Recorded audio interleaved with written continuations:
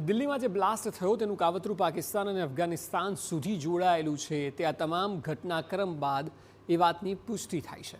હવે આપને આતંકીઓનું ષડયંત્ર શું હતું તે સમજાવીએ। વર્ષ 2023માં દિલ્હી સહિત અનેક શહેરોમાં વિસ્ફોટ કરીશું તેવું ષડયંત્ર બનાવવામાં આવ્યું અને 2 વર્ષથી સતત આતંકીઓ વિસ્ફોટકો એ માટે એકઠા કરી રહ્યા હતા। અલગ અલગ શહેરોમાંથી જે વિસ્ફોટકો મળ્યા છે તે તેનું જ પરિણામ છે।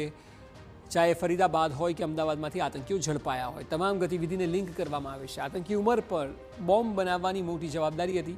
ઉમર ઇન્ટરનેટ પર સર્ચ કરતો, બોમ્બ બનાવવાના વિડીયો જોતો અને એ પ્રમાણે અલગ અલગ એક્સપેરિમેન્ટ સતત આટલા સમયથી કરી રહ્યો હતો।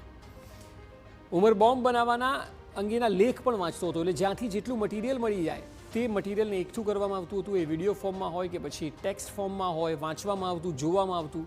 બોમ્બ બનાવવા મુઝમ્મિલે નુહમાંથી ખરીદ્યું હતું NPK ખાતર, કારણ કે NPK ખાતરની પણ જરૂરિયાત ઊભી થઈ હશે બોમ્બ બનાવવામાં અને એટલા માટે ત્યાંથી ખરીદાયું। 3 લાખ રૂપિયામાં 26 ક્વિન્ટલ જેટલું NPK ખાતર ખરીદાયું। જો આ લોકો ન ઝડપાયા હોત, પર્દાફાશ ન થયો હોત તો ખૂબ મોટું કાવતરું દેશભરમાં રચ્યું હોત।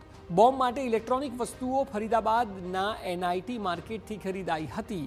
એટલે આ તમામ ગતિવિધિઓ જે છે તે સાબિત કરે છે કે ભારતમાં કંઈક મોટું તેઓ કરવાના ફિરાકમાં હતા।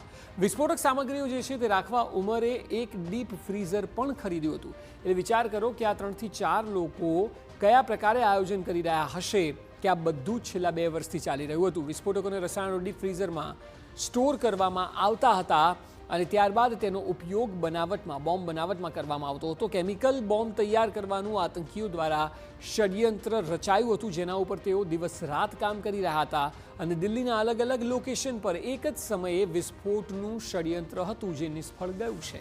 પરંતુ આ ષડયંત્ર જો તેઓ કરવામાં સફળ રહ્યા હોત તો ખૂબ મોટું નુકસાન ભારતના અલગ અલગ શહેરોને થયું હોત।